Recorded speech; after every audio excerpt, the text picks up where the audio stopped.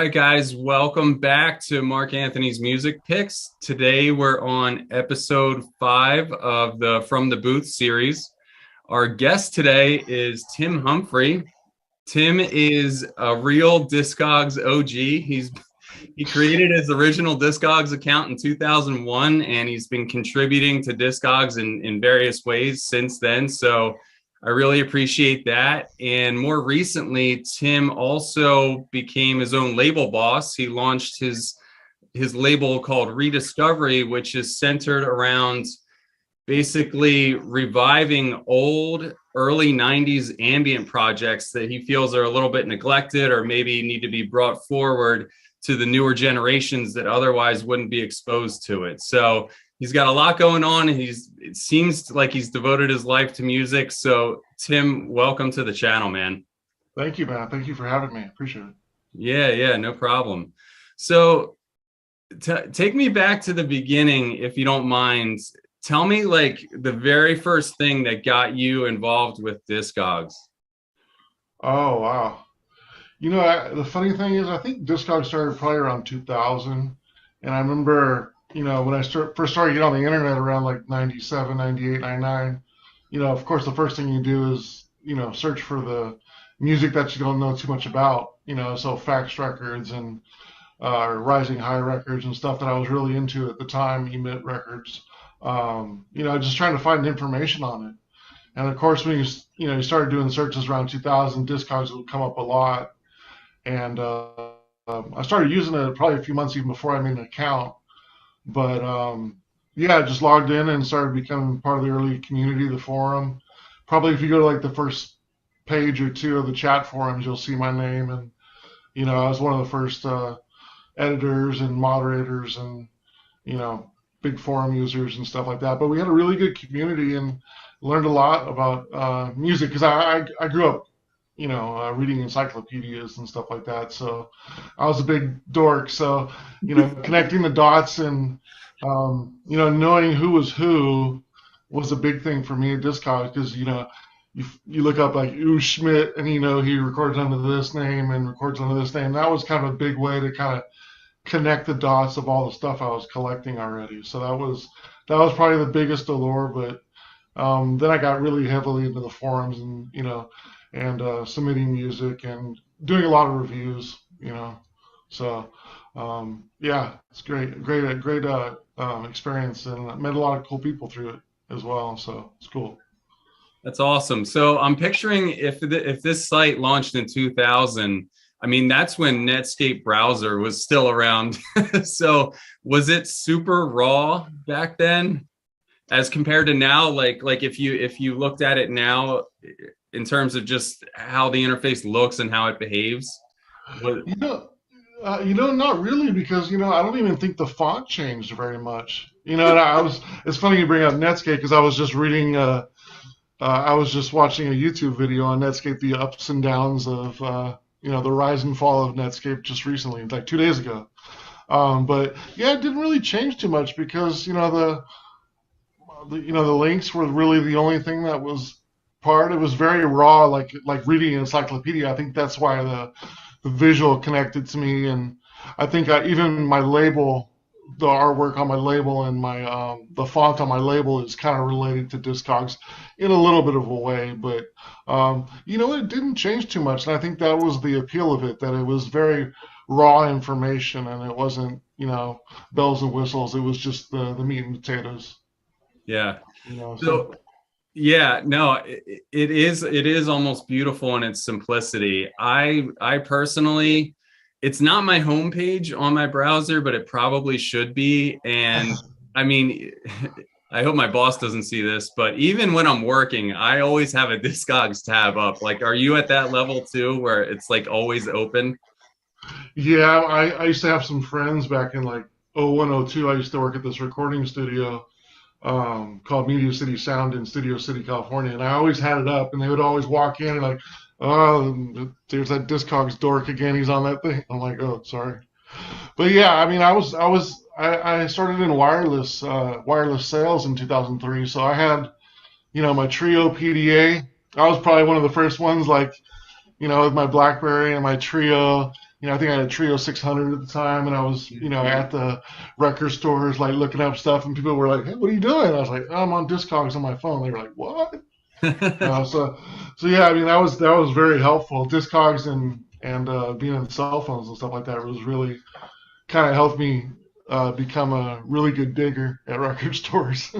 Yeah, yeah. It is I guess the new form of digging. I mean, I guess you can go and dig old school if you wanted to, but the beauty of it, like you said, like Wikipedia, you can go down rabbit holes, right? You Oh, can go down Discogs rabbit holes of like looking in the credits, and it's like, oh, I didn't know that this was his alias, right? You can have aliases hiding from you for years, and you didn't know it. It's like you had this record, and you got this record, you didn't know it was the same guy. I mean, that's fun to me. So that's kind of like the vibe I'm getting from you too. It's like that discovery, right? yeah, yeah, because I mean, pre-internet, like, in the late 80s and early 90s, when you went to record stores, you know, that's how you kind of opened your mind to new music and, kind of opened up that family tree of, connecting music was, artwork and names and fonts and Hmm.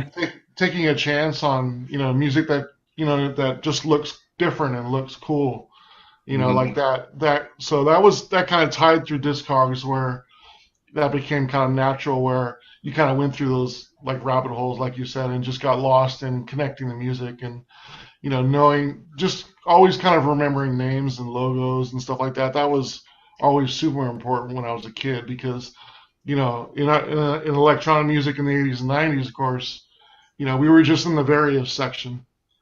We didn't. It wasn't like there was no electronica section. There was no electronic music section. There was no ambient or techno. It was just various music. Hmm. Unless you were like Depeche Mode or New Order, or, you got into the mainstream, alphabetized music, you were just pretty much in various.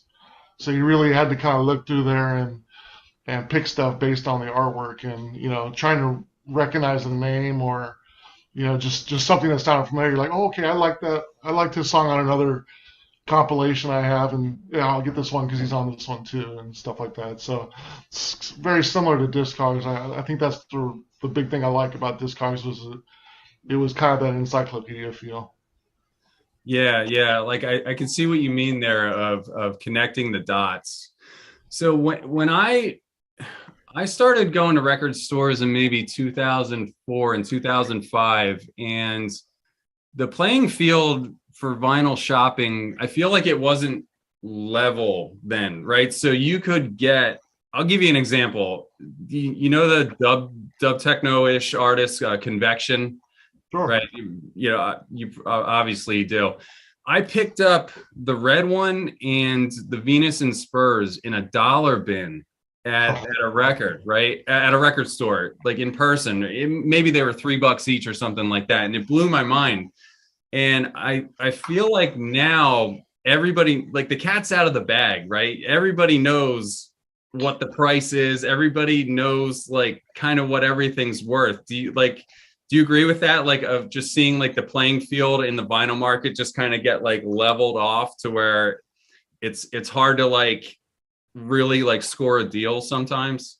Yeah, and then if they don't know, of course they go straight to Discogs to check. So yeah, to your point, it's definitely harder to find some lesser known. I think the key to that is having the experience of really knowing what music's coming to the forefront and or becoming popular again or something that's timeless. Hmm. So you can hear and you're like, okay, this is only a $2 record. Like this is definitely going to be more expensive in the future. Because you have that kind of experience of knowing like, okay, well, like this sound is timeless. This is this wasn't really you know beloved when it came out or really popular or especially in the time frame of like even though it's not my favorite time of music between like 2004 and 2010, Hmm. a lot of those records are very not well known because vinyl was kind of dying at the time and people weren't investing in it, so there was a lot of missed vinyl in that time for certain genres.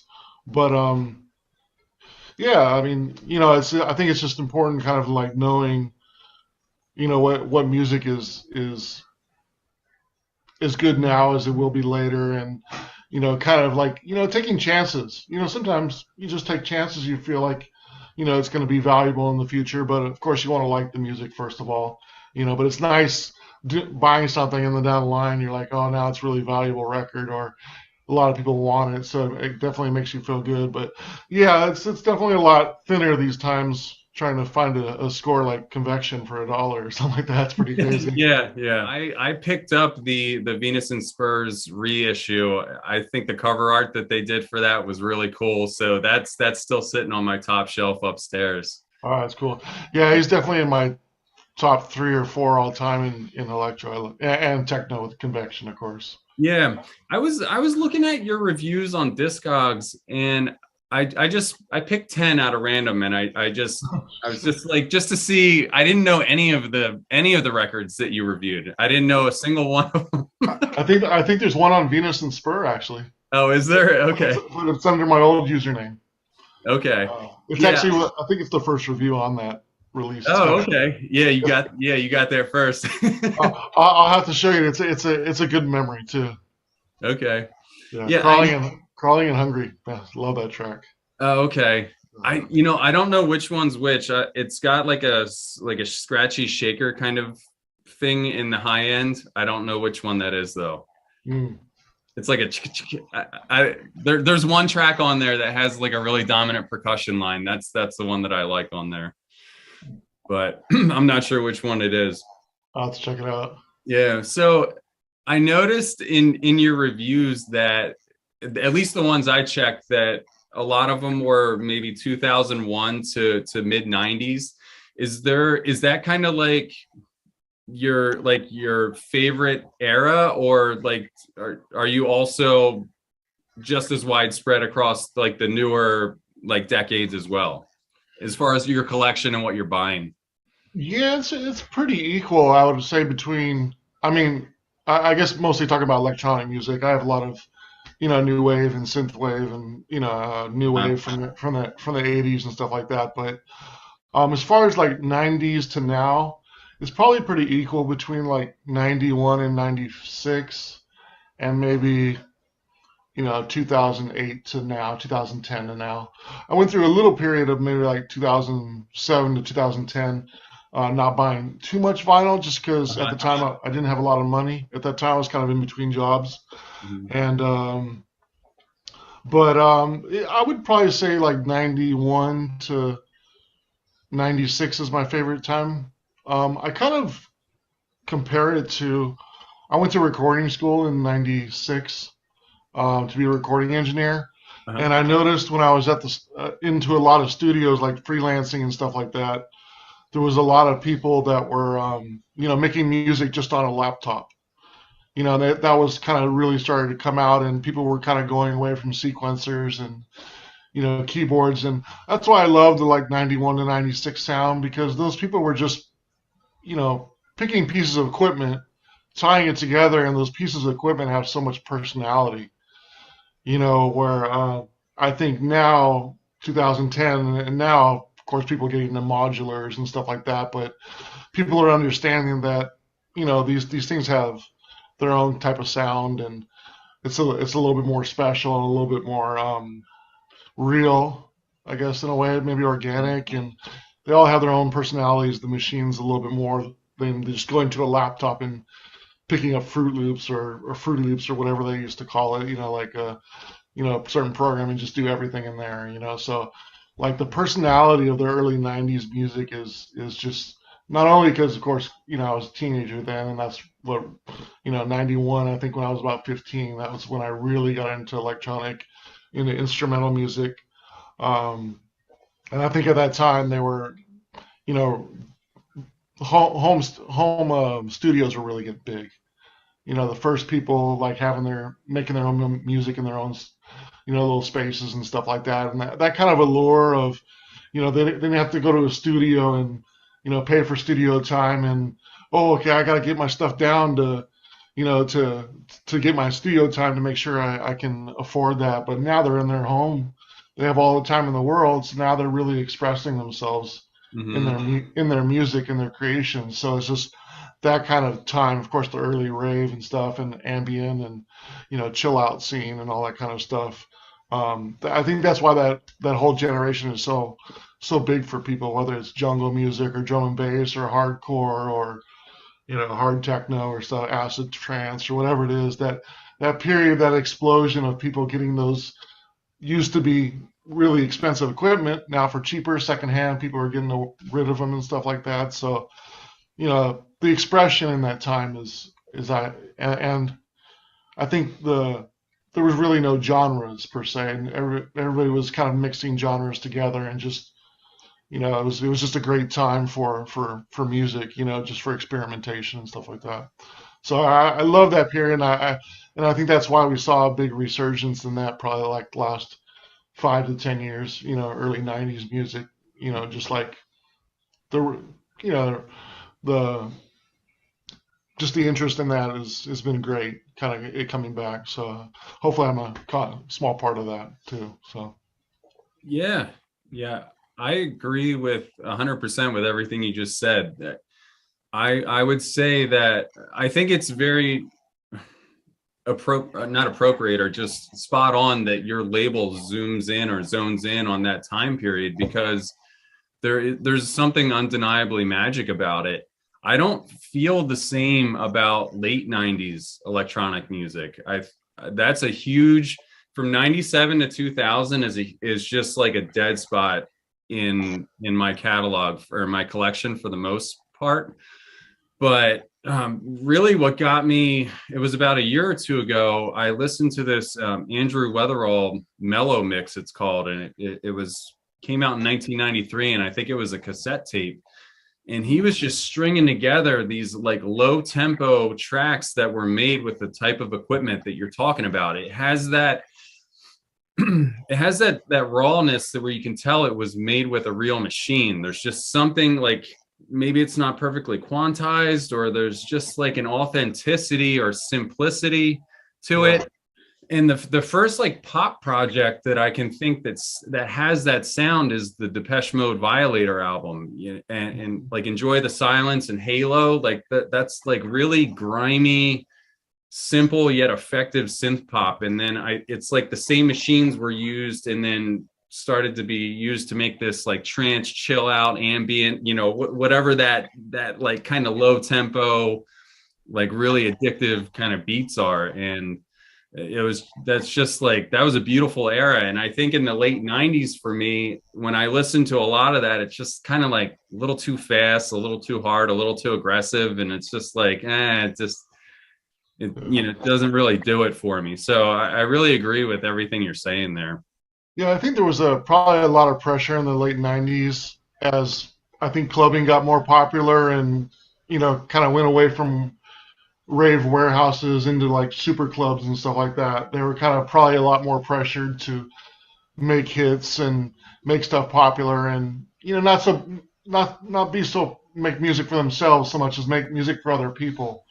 And I think when you do that as a producer, you kind of lose a little bit of Yeah. the differences that kind of might make your music different because you're trying to make it like what you think other people would like.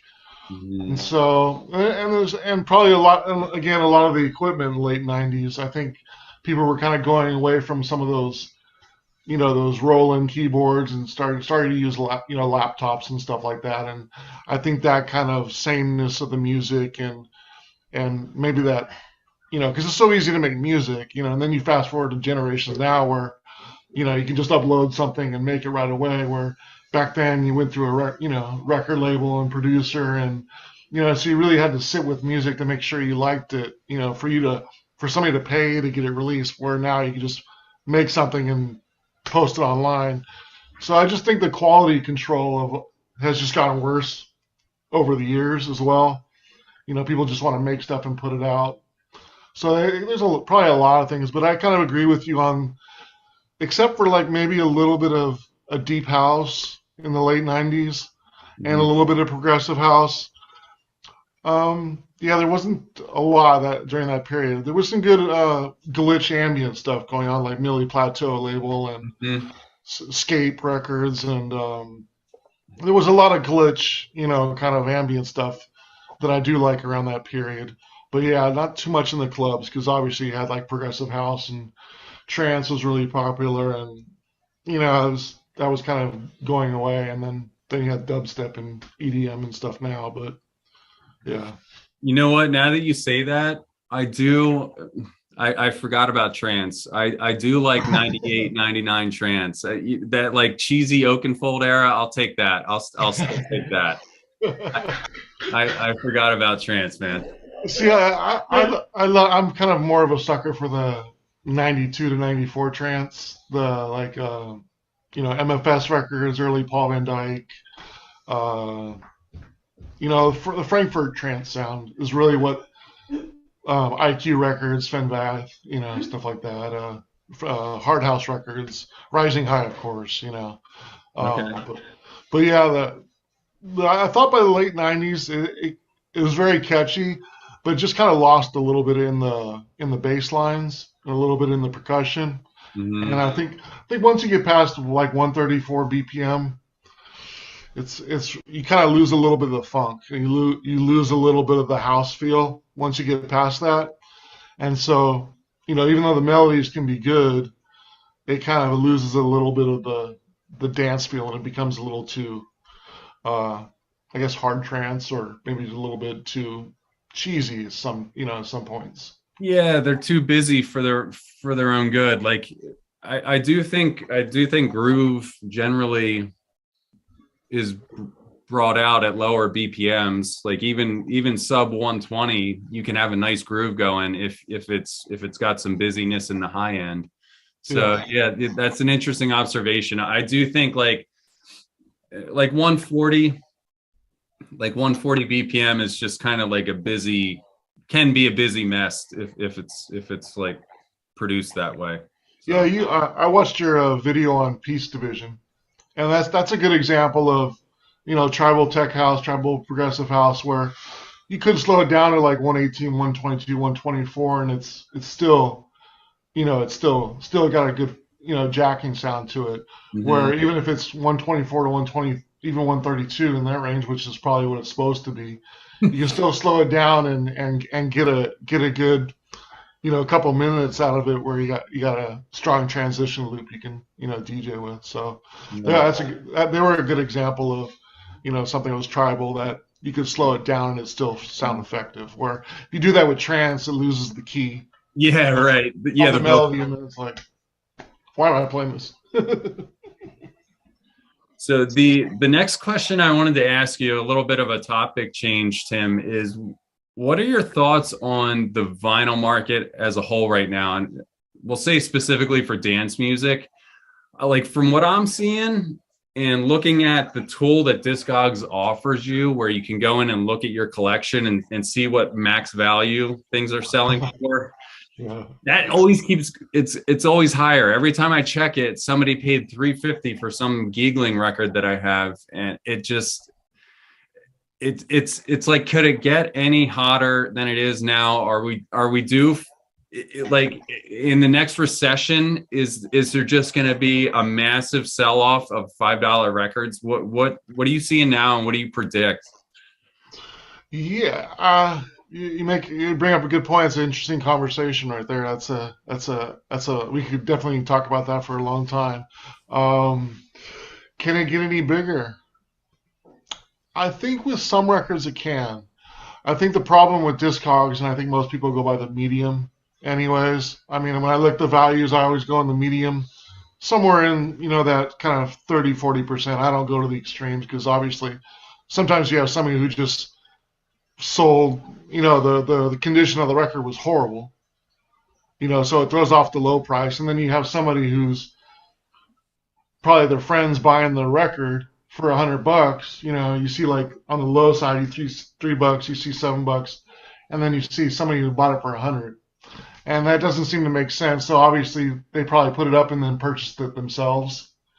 So you have those people that are kind of pushing the limit of the price range, right? Like if you put up a record and you tell me to go and buy it, and then I just give you your money back.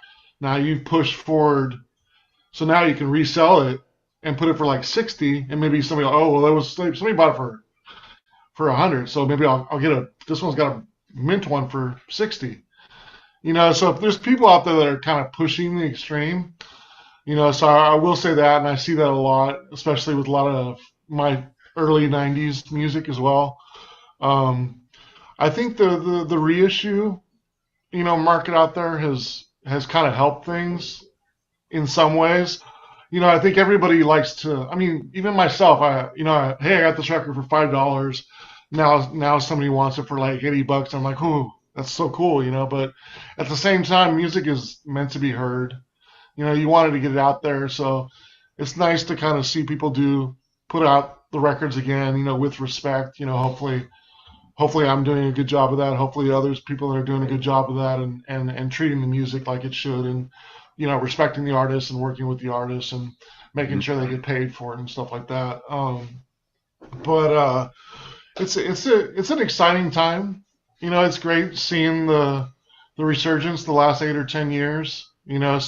Of course, everybody kind of has thoughts about things like Taylor Swift, putting out a bunch of vinyl, and people, Pink Floyd edition number 55, of Dark Side of the Moon. Can't you just go buy an old one for $20 or something? Like, why does that? You know what I mean? So it's like the manufacturing part of doing reissues and making vinyl again is a little frustrating because obviously the majors are getting in there, and Mhm. major labels, and want to get their piece of the pie, and reissue whatever they have licensed and get it out there, and make a quick buck or something like that. So it puts a lot of pressure on us as far as like the delays in manufacturing and stuff like that. But Mhm.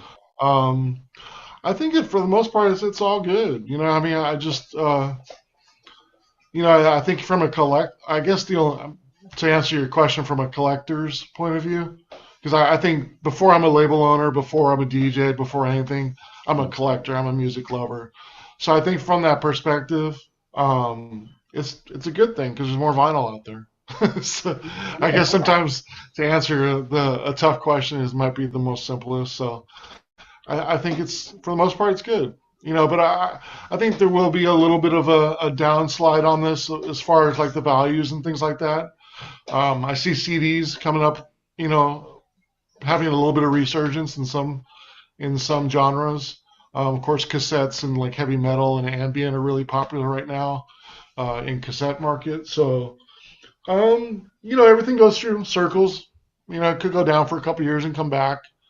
Um, the one good thing I will say about the collections is it's really nice to see um, people get almost the value. It's like if you're selling your whole collection, you're not getting pennies on a dollar now. Mhm. People are valuing your collection. They're valuing your experience and your time collecting. Like if you put let's say in 10, 20 years or something, it's like, hey, it's Mark Anthony, it's his collection of vinyl, his curated home vinyl collection. That's got to have a little provenance to it. You know what I mean? Like, maybe it's Tim from Discogs. Oh, this is his collection. He's selling it. Maybe it gives a little bit of provenance, versus, like when a DJ sells their collection. So I think the collectors in this time are getting a lot of props like DJs would before, and labels, which I think is exciting. I think there's collectors out there that are getting a lot of respect and a lot of just a lot of hey, good job. Hey, you've been doing a great job in your collection. And I think the value of those collections are going up, which is nice because 10 years ago, if a DJ was quitting and they brought their vinyl into a record store, they get pennies on the record, or hey, this is my parents' record collection. Here it is, and you didn't get anything for it. Where I think now, people are getting a little bit more than it's worth. Whether they're selling Yeah. as bulk as individually, of course, you sell individually, it's a lot more. But it's nice to see kind of people get the value of their collection. Because we put so much time into collecting it. It's nice to get some value. You never want to take a nice car that you've been working on forever and then you go sell it and they're like, well, it's $2,000 on. I put like 150 hours into this. You know what I mean? So it's nice to see kind of like the community kind of get some get some love for their time and their effort and their knowledge about music. So that's kind of cool. But yeah, I don't know if they'll. It's a nice boom right now. It's nice to see kids get into it. You know what I mean? And I was at a record store 2 weeks ago, and I saw a B12 record. From I think Stephen Rudder too, good guy. And I saw this kid looking at the electronics section. He was probably about 12 years old, and I just went over there and I gave him the record, and I gave him $30 out of, cash in my pocket. I was just, hey, buy this record. I think you'll like it. And he took it over to his parents, who were over in another section, and they're like, hey, this guy just bought this record for me. And they looked over like, hey, thanks. And I was like, hey, no problem. I think you'll enjoy it. And so, I try to do that when I'm at record stores and just buy a random record for a kid. I think, just to kind of encourage them to, get into something cool. That's the best thing I've ever heard. Yeah, I mean, it's just sharing music. I just love it. Nice. That's great, man. I try to do that every time I'm at a record store, is buy a record for somebody who's looking. Oh man, I've never heard of that in my life. I've never heard of that in my life. For a second, my heart went for like that big when he did that, because like I'm autistic as it gets, and like if someone would have did that for me growing up, I probably would have been like, you are like you must talk to God. I appreciate that, but sometimes you just find a really good record, and you might have a couple of copies of it, and you're like, this shouldn't sit in there. I almost feel like wanting to buy it, so I ended up buying it for somebody in the store. Just try to spread music. Picking up where we left off, Tim, you kind of blew my mind with the last thing that you said. I have been seeing these outlier purchases on the high end in Discogs for the last few years. And I thought that they were fraud, but I wasn't sure what the mechanism was.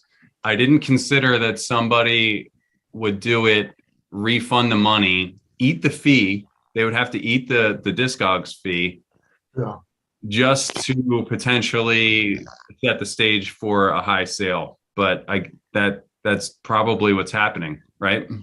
Yeah, I've seen it a lot over the last few years. In fact, sometimes I don't like leaving a comment on a record, just because I know, I mean, not like my opinion's any more valuable than anybody else's, but sometimes when you put a comment on certain records and you say something, it really pushes the envelope, and then people start like, oh, okay, well, he likes this. Not that they're following me, but just the certain comment that's on there. Like if somebody puts like, this is way ahead of the time, which I always look at things from a historical perspective anyways. So, if somebody puts a comment like that, stuff like that will generate the value to, the demand to go up, which means people will think the record is more expensive. So obviously, if you put up if the low grade is $2 and then there's a $6 one, and you got a very good one and you sell it for 60, and then somebody has a mint one, they're like, whoa, if somebody sold a very good one for 60, that means mine must be worth 80. So then the next person, unbeknownst to them, thinking it's fraud, will set their prices because of what's on there before.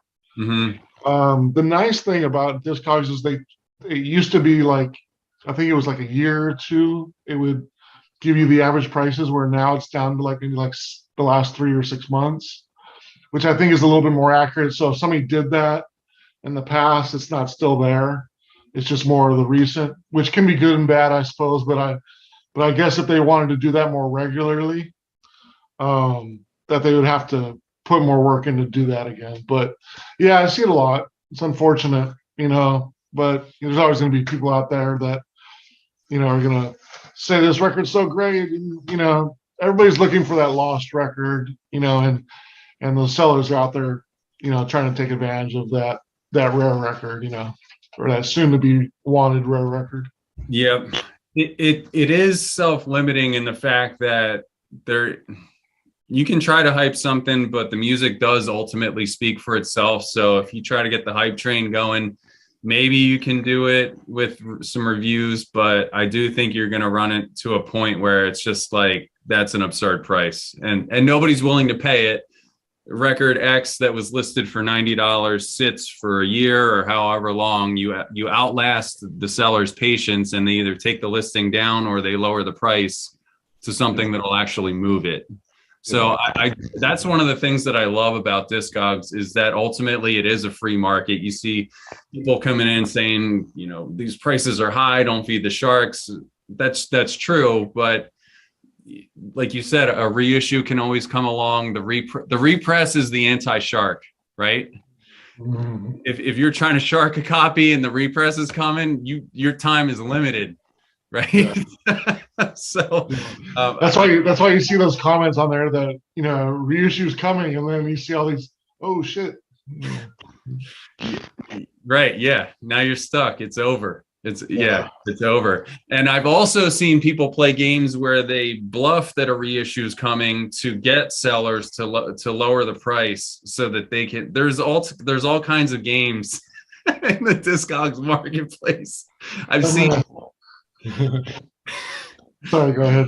Yeah. I've seen that happen, and I'm like, I see what's going on here. It's some sneaky tactics. I haven't seen that one, but it doesn't surprise me at all, because it makes sense. Well, I can give you an example of where that happened. Specifically, was the deep chord octal orange one.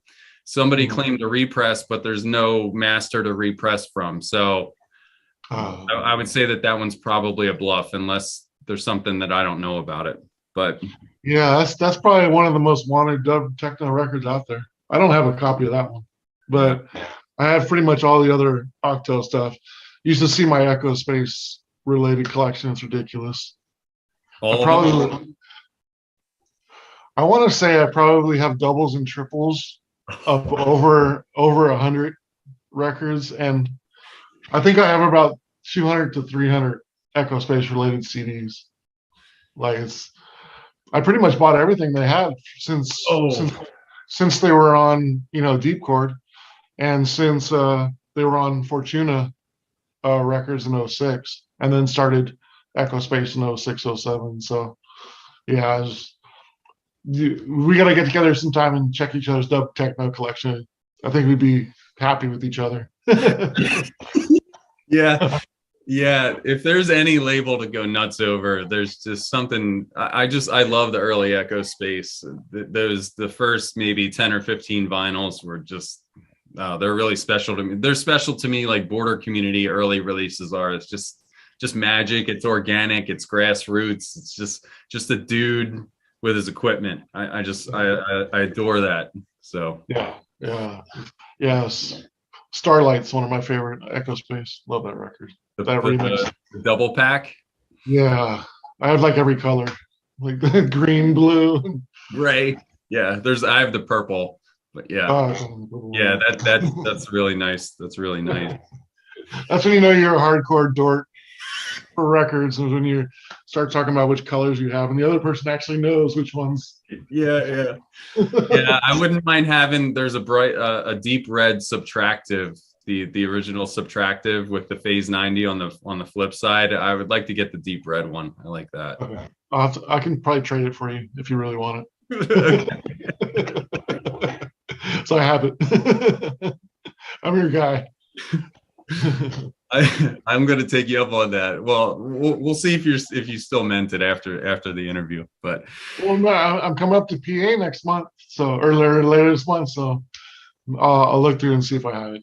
Okay. Right. Maybe I'll send it to you. If I can find it, I'll send it to you for Christmas. How about that? Okay. All right, man. Okay. You got it. All right.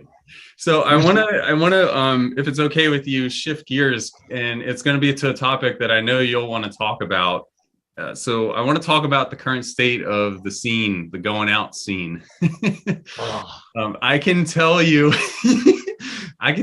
what I'm seeing in Philly, and you can tell me what you're seeing. I know that you're based out of Virginia. I don't know if there's a scene to be had down there, but what I've noticed is when I used to go out to the clubs in New York, the music was around you, right? So your typical room, it would be a rectangle or a square, and there were 4 stacks in the corners. They were well tuned. They didn't move. right? The sound was a permanent fixture in the facility, and the DJ booth was like sort of tucked off to the side or maybe elevated to the point where you couldn't really see them and they couldn't really see you. Now what I'm seeing at parties is, for various reasons, people are looking forward. The sound in the venue, even though it's a fixed venue that hosts music all the time, all the sound comes from the front. All the subs are under the DJ, and there's not much. If you were to face backwards, you're almost like depriving yourself of the experience. So do you think that, I think it's better for the sound to be spread around, right? Do you, how or why do you think that the sound and everything is at the front to have everybody looking in the same direction now, I guess? Well, I think a lot of clubs have kind of gone away from having like proper house engineers, like a proper mix station in the back that kind of, you know, of course, when you're hiring somebody who's a house engineer or somebody who's going to take care of the music and not just the DJ or the promoter or the event person, just, if they properly put together the room, they'll generally have, some kind of house engineer there that's kind of monitoring the sounds and making sure, levels are correct and all those kind of things when it's going on or before. I would say if that's being done, there's probably, a good sound from around. But if there's not a house engineer, it's probably, like you said, just that kind of, stack of speakers at the front. And I think that's kind of driven just by more of the DJs and promoters and what's available. Maybe the resources financially has something to do with that. But I think in the clubs that are the higher end ones, they generally do around here have really good setups. I'm sure you've heard of Flash is probably the best sounding club over here. They all have function one speakers, and that setup is top of the line. But yeah, I think in most other places it's pretty much just from the front. And I think yeah, I mean, to your point about where the DJ is, there's I have different thoughts about why the kind of DJ scene has kind of gone towards a little bit more egotistical, and of course, selfies and social media has kind of changed that. But I do kind of enjoy where the DJ is kind of off to the side and not so much the the main thing to look at on the stage or whatever. It's kind of made the crowd kind of interact towards them, which is kind of great for the DJ to audience participation connection. But I think as far as people dancing with each other and getting to know each other, and I think it's kind of alienated that in a way, because they're dancing towards the DJ instead of dancing towards each other. Yeah. So in a way, it's kind of fractured, the dance floor, because everybody's kind of standing around looking at what song is about to be played. Even if they can't see it, they're just looking up there like, I think we have to be honest, like, there's really no performance unless you're watching a DJ. It's not like you can watch a band and watch people walk around and, or go crazy, or there's a light show, or, maybe there's some kind of video performance or something going on in the background, but it's really not that much to look at, so it's really about making, I think, the dance floor a better place. I think that should be the goal, more so than, hey, this DJ's up on the stage, like that's supposed to be something to watch. It's not. So I think it's kind of alienated the dance floor a little bit. And I think if we kind of go back to where, there's not so much emphasis on the DJ, I just can't imagine the pressure in some of those places to be a DJ too, where everybody's watching you, and what I mean? It's just doesn't seem fair for just playing some records. It's like some great performance should happen, but I tend to like the places that are a little bit more lounge-like, that aren't so. Because I mean, maybe it goes with the music I like more. I like more deep house and maybe stuff that maybe isn't as danceable as, like, some of bigger clubs would play or something like that. But I do think there's some changes that need to be kind of evolved to a little bit more in some of the clubs just to make it more comfortable. You know, Gotcha. Yeah. you You know. you touched on something there.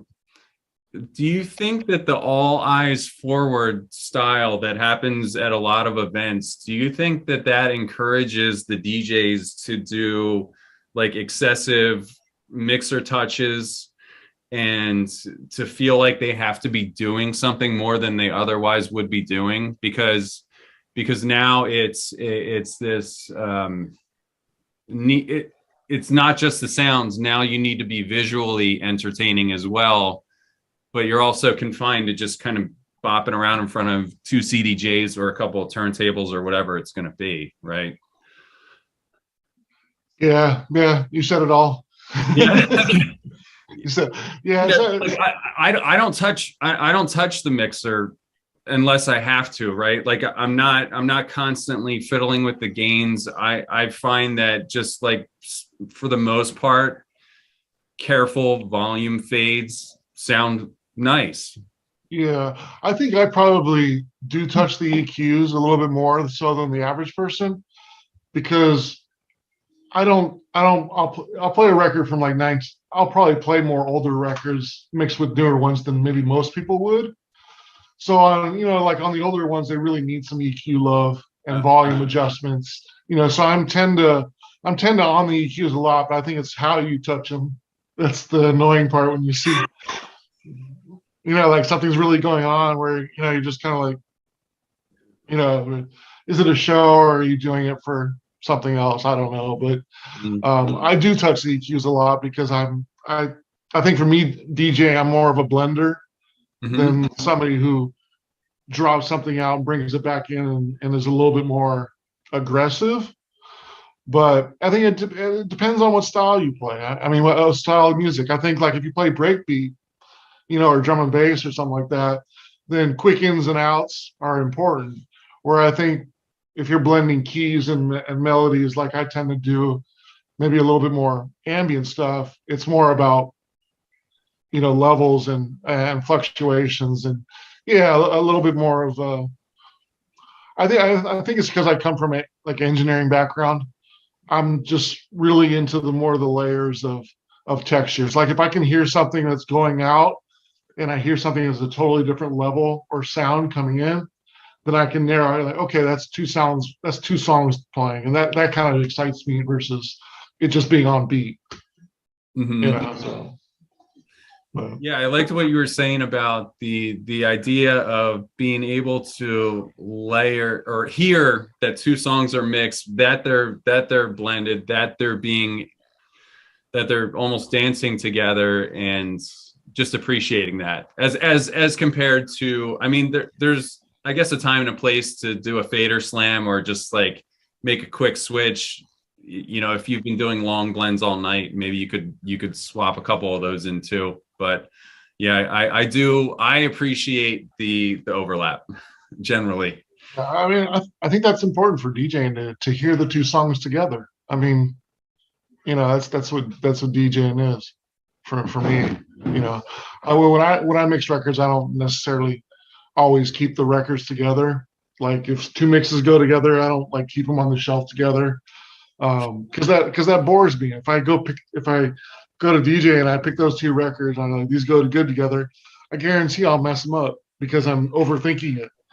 You know what I mean? So like I don't ever practice a set. I don't ever pre-record something. I don't ever like, I just pick records and play. I'm more of a lounge DJ than a dance DJ anyways. I think I'm becoming, but I just like to play a lot of different music. If I feel like, I think a lot of times these DJs, are too constrained in their BPMs. And I can't imagine the pressure of being a DJ also because it's like the mixes have to be perfect all the time, and I'm that pressure, and then trying to be in the same BPM, and then trying to be known as a good mixer for one person who happens to come up like, oh, I saw him mix and it wasn't very good. He must suck. It's just like so much pressure just to play records. It shouldn't be like that. So I like if I'll just fade out a record and start a new one. I mean, I'll do whatever I can to do the opposite, just to kind of break the pressure and have everybody relax. Because it should just be about good music. It's not so much about the perfect DJing and the perfect mix and stuff like that. It should just be about exploring music. That's super insightful. I came up in a generation where mixing was a real pissing contest. I mean, amongst even close friends of mine, we would do mixes at each other's apartments, and we would basically critique each other, and it was brutal, man. I mean, for me, I already had a perfectionistic type personality, and even now when I do my recorded mixes for my channel, it's like I try to get it all in one take. Every once in a while, I'll just like your hand like hits the needle or something, and it just like, and it's just like, oh man, I just messed up. I had an hour of good music. I had 40 minutes to go. What do I do? You know what I mean? It's so I like your take of just, I want to play an ambient set, or I want to play two records that I probably can't beat match together, and you're figuring out a way to do it in a way that's like, hey, I want to just present these songs to you. I hope you like them. Yeah, I think that's the most important thing is just, I mean, I kind of look at DJing as like an educational thing. I mean, that's probably to the extreme. I know some people just, I want to go out dancing, and sometimes it is that simple, but I really look at DJs as, diggers and collectors, and, somebody that can educate you on a certain style. Even if I like drum and bass, for example, and let's say I'm watching a drum and bass DJ, I expect them to kind of, show me something that I wouldn't normally have heard, and do it in a different way. Mix a little differently, or just fade out a track and let a song play, or play a acapella or something. I don't know, but just to be something a little different, just to be a little original. But yeah, it's really refreshing. I've never heard somebody come out and say that. I mean, it's so, everything's so confined to like the techno DJs. They want to play like above 135. It's like the house guys are at 120. Everything's kind of like super specific and kind of rinsed. I don't know how else to like, so to like hear you just like you saying, hey, I'm just gonna let a track end and then play another track. I mean, I would never have thought of that. The closest thing that I've heard of that or seen is Damian Lazarus. Are you familiar with him? Like he's the label boss for Crosstown Rebels. He did a mix in 2008. It's called Sci-Fi Lo-Fi, and I'll put a little picture up in this video when I edit this back. But so you can see what the cover is. But he basically played like the type of set that you're describing, like a backroom chill out session with some tech house and some synth pop mixed in and some really obscure stuff. And his transitions were just random snippets of people talking and background noise and ambient. And he just wove this bizarre tapestry that just worked. So that's kind of like what you're alluding to there, Tim. Yeah, I mean, you brought up Andrew Weatherall, and I have this old mix of his. It's actually a compilation called 9 O'Clock Drop that was on, I think, Euphonic Records in 2001. But I mean, he has reggae on there. He has, just really old William Orbit, I mean, Aswad, I mean, just random stuff that's just good tracks.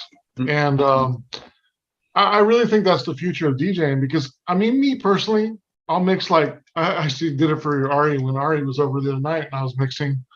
And I did about four deep house songs. I mixed 4 deep house songs, right? And then I went into a few ambient, and then I think I played a reggae track and then a dub track and then a few other things. We got dude, he's a transformer master. Look at that. He has so many Transformers over I here. did. I went over to his house and I was like, do you practice doing transition? He's like, not unless someone comes over and I get to show people. And I was like, I'll come over. Your transitions were glorious. Yeah, like I don't practice DJing that much. It's just I just want to play different stuff. But yeah, I get kind of bored of playing any certain genre for more than like a half an hour. So there's so many good genres out there. You know what I mean? There's so much good music out there that I like to play a lot of stuff. Just Yeah. if somebody says, "Hey, play a techno track," play a techno set for an hour. Yeah, that's okay. That's fine. But if you're gonna give me free reign, I'm probably gonna be all over the place. Just Mhm. because, I kind of get a little bit bored of playing one style for too long. I guess it depends what time you're playing at night. If you're playing out, that's probably a big thing. Obviously, I'm not going to be playing the ambient music at 11 o'clock at night in between two techno DJs, but I just like to play a lot of different stuff. There's so much good stuff out there. Mhm. Well, what size time slots are you seeing at the parties you're going to? Because here it has gotten down to 1 hour slots, so you can't play an eclectic set in 1 hour. I mean, I guess you could if they were 3 minute songs and you were just busy hands the whole time, but a 3 hour set, don't you think, or a 2.5 hour set, don't you think that'd be a little bit easier to genre hop, like your genre Yeah, hop, like you're referring to? yeah, because also you have like a 5-10 minutes on each corner where the other DJ is trying to get in and put his stuff in, and I mean, you're setting your levels, and he might play 5 minutes longer, and it's really a hard track to transfer into something that you really want to go into, so you have to take it a couple songs, then kind of get into what you want. Yeah, I mean, I tend to favor 2 or 3 DJs in a 5-6 hour slot versus 4, or 5. Yeah, I just think uh, hour isn't a long enough time to express yourself. Now when you have like collections like we have, or a lot of people have, it's just how do you pick I'll come with a bag of like 30 records, to play an hour set, and like that's way too much, but I just don't know what I'm gonna play. Yeah. Ultimately, to present 7 and then be on your way. It's just it's tough. But I think the reason, at least in Philadelphia, that's happening is that people see the DJs also coincidentally as promoters. It's this like dual functionality. So obviously, the more DJs you invite, the more guests you get, right? And I think for at least here, it just seems like people are always trying to eke out and break even. They're taking L's on a lot of parties. At least in Philly, it's always a struggle here. Yeah. I think that's why I'm kind of, my label is kind of trying to help promote chill out rooms and second rooms at DJ places. The room that can be kind of, whether people go and have a cigarette there, or they just, want to be at a bar and actually talk to people, at reasonable levels of the music. Like I want to be in a place more like that and DJ, because obviously, there's going to be maybe 1 or 2 DJs in that room all night versus, the pressure of, having a bunch of DJs and popular DJs play over here. It just kind of breathes more to my music too anyway. So I really want to see more of lounges, restaurants, and those places inspire me to DJ a little bit more so than dance clubs, lately. Unless I'm going to do like an 80s night, which I'd love to do an 80s night, if somebody would have me do it. I love going into my 80s bag, but yeah, and that's kind of getting, I don't know, maybe I'm getting older, but not so much the dance clubs really inspire me. I'm more into the home environments. Yes. Nice component stereos and maybe 20 friends over in a house party. That's kind of more my speed.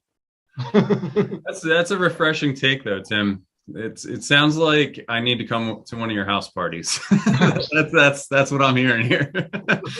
So that sounds cool, man. You mentioned your label. Let's segue over to that. So Rediscovery, I love it. I have the Deep Space here on hand. This is my favorite, but I have to be honest, I've been buying them blind ever since the second one. I love it.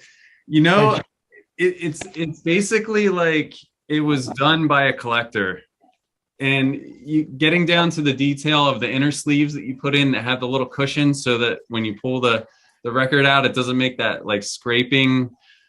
It doesn't like VG plus it as soon as you as soon as you take it out.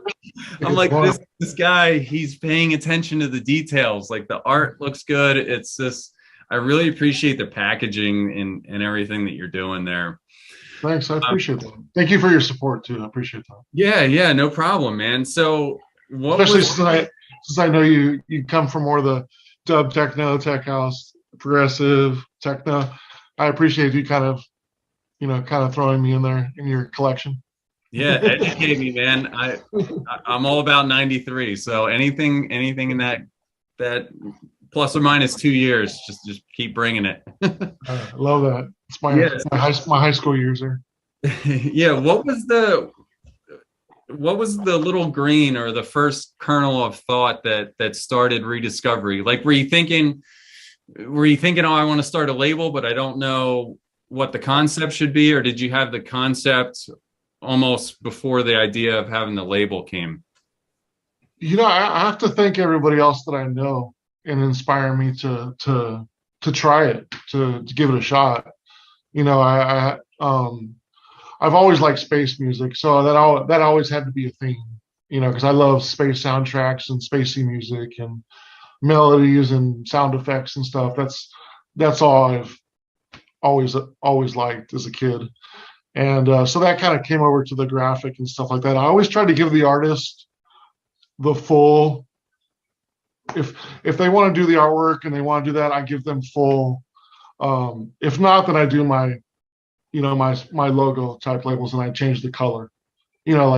Like we all know, dub techno come from Basic Channel and Mauricio and all those things. Change the color on dub techno. It's that catchiness when you're in the record stores and you see colors, but you see the same kind of design. So I kind of try to take that, but I try to give them the full input if they want to do the artwork and how it's presented and everything. I try to, the only thing that I really kind of do is the insert. I really kind of take on that because I like to take a historical perspective on it and kind of do a little bit of overview and then let them kind of talk about, what they remember about the release and stuff like that. Mm-hmm. But really, I mean, how it started was really, I have so many friends that have started their own labels. Some of them are from Discogs, and Anil has forced. Geez, I can't think of the name right now. He has that, and then Martin has Touched, and there's quite a few people that from our old Discogs that have their own labels, and I saw kind of everybody else doing it, and then I started doing some more reviews for artists and stuff like that, and promotion for a few labels that I do. And then that kind of tied into the manufacturing part. And then I was just like, well, I'd really like this on vinyl. This has never been on vinyl. And then trying to use the connections that I have, like David Mufang, who was really cool with letting us do that first one. And it just kind of started on its own. Like everything kind of just seemed to come together. And I think at the same time I was laid off at a job and pandemic happened, and I wanted to really get a little deeper with my hobby. I was kind of put off a little bit by the DJ community, and like we kind of just talked about, and I was kind of looking for a different kind of outlet. I think we all need creative outlets, and I wasn't really DJing, just collecting all this music, just always collecting because that's my favorite hobby about it. But I was really seeing the opportunity with the reissues to not only kind of share the music with another generation, but kind of bring back people that were my age and were kind of like, oh, I love that record. Oh, now I can get a brand new copy of it. Or I Mhm. didn't know about that record, but I love that artist. Or, so I really wanted to just kind of like you said earlier, just highlight a lot of the music that maybe kind of got a little bit forgotten, but I think is a little bit probably in retrospect, probably some of the most timeless music that I felt. And that was really important to my youth. Um, just trying to bring it back and respect those artists, and give them uh, some new fans. I think is the big thing too. Like the next release that I have it's a artist from Sweden called Unit 21, and and I just happened to find him, and he was just like, hey, I got some unreleased music, and I was like, hey, send it over, I'll check it out, because I wasn't even planning on doing any unreleased stuff. It was just going to be reissues. And so he showed me all this cool work. I was like, wow, you made this in the 90s and it never got released. And he had like 15, 16 songs. And I was just like, wow, we got to release this. People are going to dig this. And Mhm. so it was just kind of like, some things just happen organically, Yeah. and it's just, you want to share music from your generation that was important or unreleased, and just show it to a new generation. And thankfully, like you have some good people that follow your channel, and what you're doing. Hopefully some people follow what I'm doing and I'm following what they're doing, and Mm. we're all kind of taking kind of a collector's approach into pushing stuff back into the community, which I Yeah. think is cool. Yeah. I love it, man. It's your heart's in the right place, 100%. You mentioned David Mufang. Is that how you say his name? Mufang? Yeah, Move D. Yeah, I guess Move. people Yeah. mostly know him by Move D. Yeah, I have a probably a handful of Move D records that would be house or tech house. Yeah. I remember some performance that he did that involved a spacesuit, and was it around? Can you like kind of like retell that story, or because I remember seeing like a picture of it, or I started to watch a video and I can't remember like what the concept was. Yeah, so that was actually the launch video of my first record, which was the one you just held. So I mean, David is such a great guy, and I was just like, do you think we could maybe do like a video just to like, and of course he took it to the till, because him and Jonas, the other guy in Deep Space Network, Jonas Grossman, he's a graphic designer. So I don't know if you know any of the old Deep Space Network video footage, but they used to DJ with like Autechre and some of the best IDM artists of the early '90s, and they were very much I think they were in the like Love Parade like '94, and some of the biggest you know most intelligent dancers, the IDM of that period and that whole scene. But they used to do a lot of video projections and a lot of video, almost kind of like a Zoo TV of U2. Like they did a lot of videos, and they were on MTV Chill Out back in the days.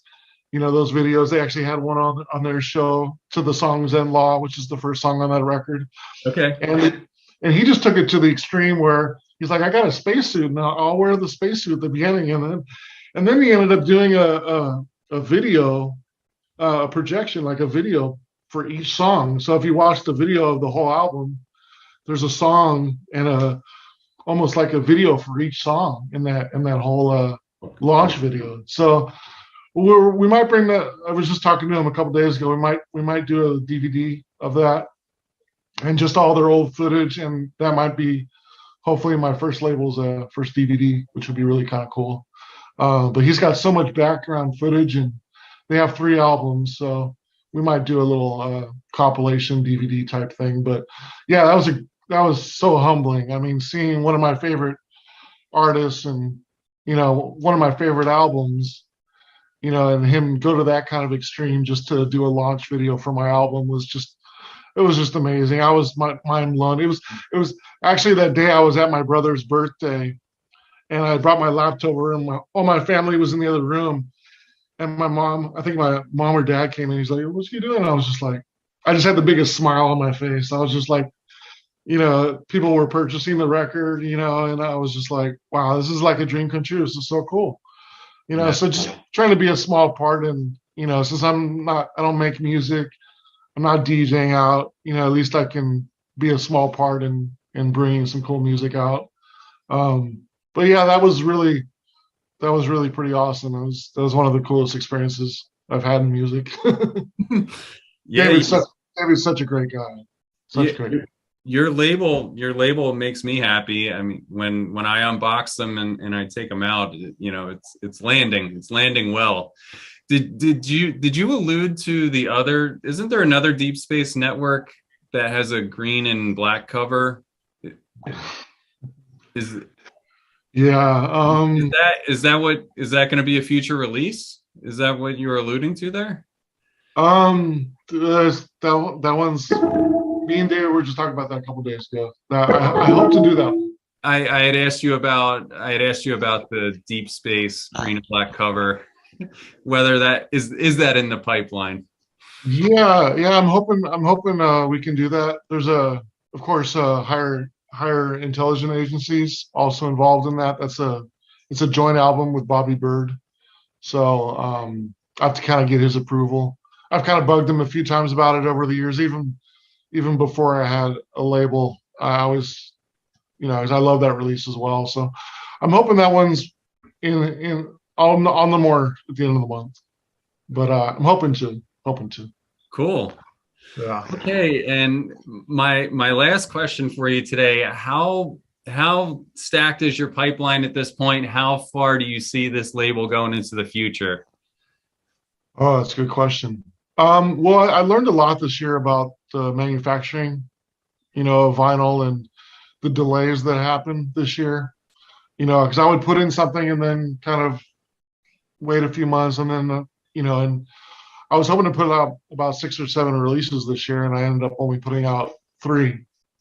And so I've kind of turned it into overdrive, and I already have about 4 releases coming out next year already set up and in the process of being made. So I'm hoping I can do like 7 or 8 next year. I got some. I don't want to say any names, but hoping I can get. I got some pretty big projects coming up that I would really love to be part of. I don't know if you're a big Fax fan or if you know Fax label at all, Pete Namlick. Okay.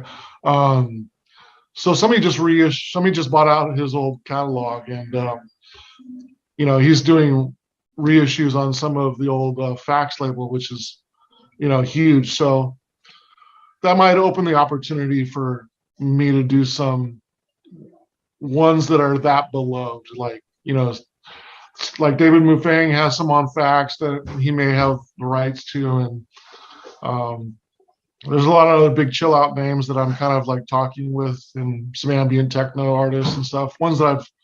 Some of my favorite artists, that I have known for a few years.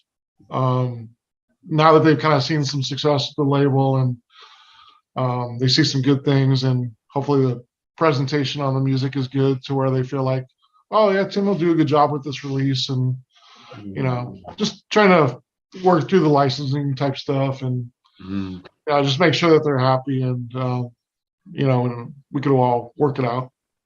But yeah, it's gonna be a good year, I think. Yeah, but I don't know if I'll ever do like 20 releases or 50 or 100, or how long this will go, but I think probably just till I get bored of it. Maybe do something else. I don't know if I'll ever get bored of it, because it's pretty rewarding. It's pretty cool to be a small part of the scene in some way. Since I don't make music and I don't DJ again, so or I don't DJ out that often.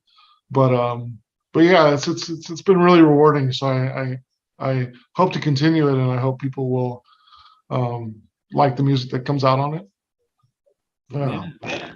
Yeah, from my perspective, you're really running a tight ship. So keep up the good work, man. I appreciate them all. I can tell, like I said before, even in just like the edge of the vinyl, when I look at it, like in the run-in grooves, like it's nice and rounded and polished. It's just you're putting out a really high quality product, and I notice those details. So really keep up the good work, man, and thank you. Thank you. I just wanted to give a quick shout out to One Eyewitness, who's my distributor out of Amsterdam.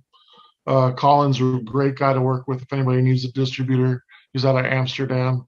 And Record Industry, who presses them. They do a great job, and they haven't made any mistakes on any test press things. They've been good to deal with. So there's a lot of good places out there that are making vinyl and being good distributors. And I'm thankful that I got a good one right off the bat and didn't have to work through a few, ones that weren't as good. So it's been good. It's been good. I also Rand distribution, made the first one there, the Deep Space Network.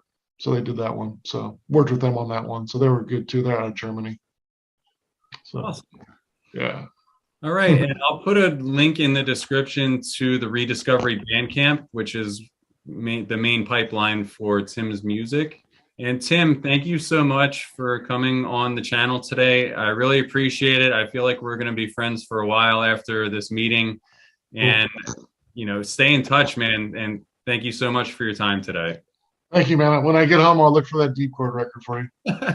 Or I'm sorry, Echo Space record. Excuse me. Okay.